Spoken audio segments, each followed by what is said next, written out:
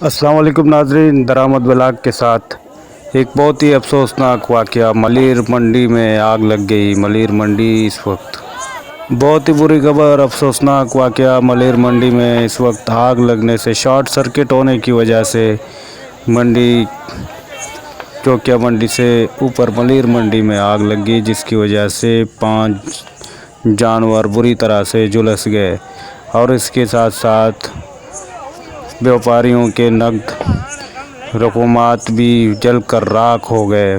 بہت ہی افسوسناک واقعہ، اس وقت آپ یہ مناظر دیکھ رہے ہیں ہماری اسکرین پر، یہ ملیر منڈی کے واقعہ، آج شام کا واقعہ۔